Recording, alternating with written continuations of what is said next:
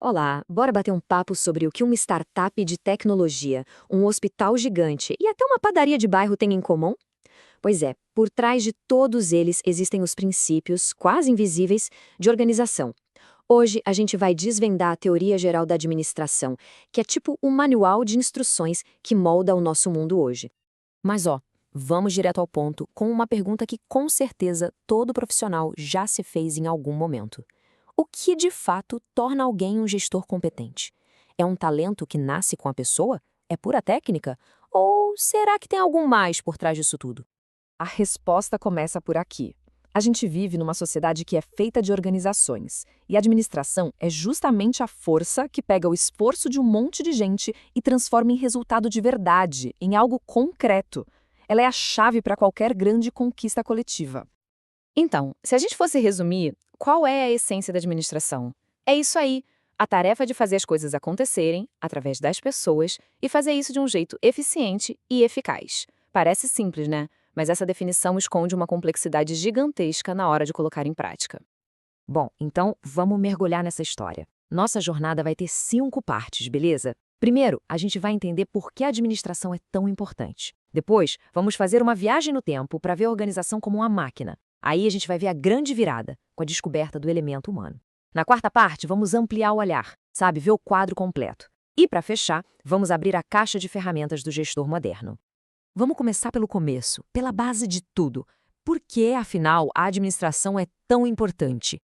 Porque ela é o processo que coordena os esforços de cada um para a gente chegar num objetivo comum. Pensa só, sem uma boa administração, a gente teria um monte de gente super talentosa, mas cada uma trabalhando para um lado diferente. Com ela, a coisa vira uma sinfonia. Aliás, se o conteúdo está fazendo sentido até aqui, que tal deixar um like e compartilhar com os amigos? Ajuda bastante. Agora sim, vamos para nossa viagem no tempo para entender a primeira grande ideia, a organização sendo vista como uma máquina.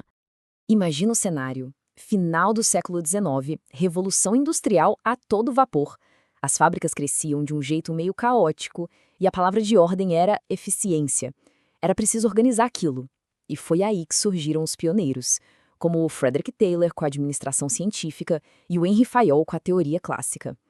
A ideia central deles era que uma organização podia ser projetada e otimizada, como uma máquina perfeita.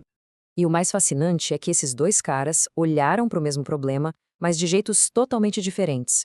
O Taylor olhou para baixo, lá para a tarefa do operário, tentando achar a única melhor maneira de fazer cada coisinha, usando estudos de tempo e movimento. Já o Fayol olhou para cima, para a estrutura da empresa, tentando desenhar o organograma ideal, baseado em princípios de gestão que ele acreditava serem universais. E essa lógica de máquina fica super clara nas 5 funções do administrador que o Fayol propôs. Era um processo quase uma receita de bolo. Primeiro, prever o futuro. Depois, organizar os recursos.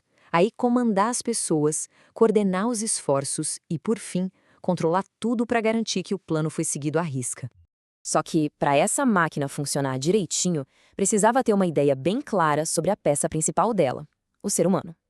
E foi daí que nasceu o conceito de Homo economicus, a crença de que as pessoas são, acima de tudo, racionais e motivadas por grana.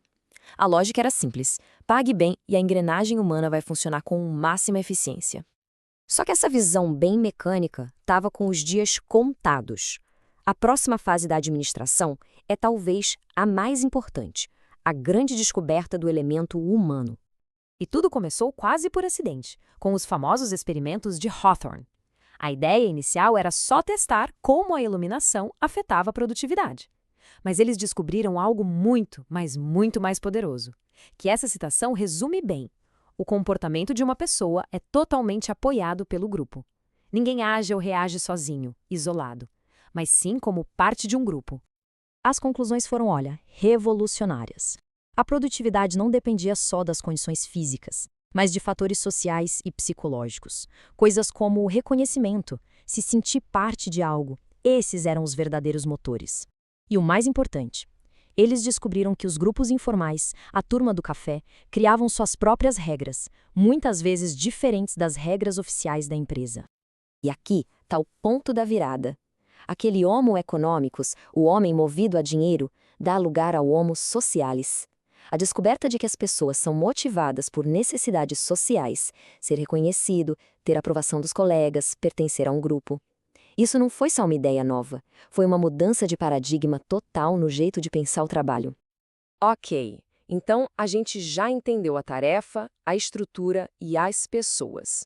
Agora, vamos para a próxima etapa e ver como a teoria se expandiu para enxergar o quadro geral. Até aquele momento, as teorias olhavam para a organização como se fosse um sistema fechado, sabe? Isolado do mundo. A grande sacada foi perceber que, na verdade, as organizações são sistemas abertos. Elas não existem numa bolha, elas interagem o tempo todo com um ambiente super dinâmico que tem concorrentes, fornecedores, novas tecnologias, o mercado. E olhando para essa tabela, a gente consegue ver a nossa jornada inteira de forma bem clara. Cada teoria que a gente falou surgiu para focar em uma variável principal. A científica olhou para a tarefa, a clássica para a estrutura, a de relações humanas para as pessoas. E as teorias mais modernas, como a de sistemas e a da contingência, finalmente trouxeram o ambiente, a tecnologia e a competitividade para dentro da conversa. E qual é a grande lição disso tudo, então? É que aquela ideia da única melhor maneira que o Taylor buscava lá no começo caiu por terra. A teoria da contingência nos ensina que não existe uma receita de bolo universal. A melhor abordagem sempre vai depender da situação, do ambiente, da tecnologia, ou seja, tudo é relativo. E tudo isso nos leva ao nosso último ato, a caixa de ferramentas do gestor moderno. Porque a teoria geral da administração, no fim das contas, não é sobre escolher uma teoria e jogar as outras fora. É sobre ter uma caixa de ferramentas bem completa. E nela, a gente tem o cronômetro do Taylor para ajudar a otimizar tarefas, o organograma do Fayol para criar uma estrutura clara, a percepção do Maio sobre como motivar e engajar pessoas e uma bússola moderna para navegar no ambiente externo que muda o tempo todo. O ponto crucial é exatamente este. Um gestor competente hoje não é quem segue uma única cartilha. É quem sabe olhar para uma situação, diagnosticar o problema e pegar a ferramenta certa da caixa para resolver aquilo. É uma arte. E para fechar, fica aqui uma reflexão. Nesse mundo de hoje, com inteligência artificial, trabalho remoto, redes globais, qual será a próxima grande ferramenta a entrar nessa caixa de ferramentas do gestor? O que o futuro da administração ainda reserva para a gente, hein? Para não perder o próximo vídeo, inscreva-se no canal e ative o sininho.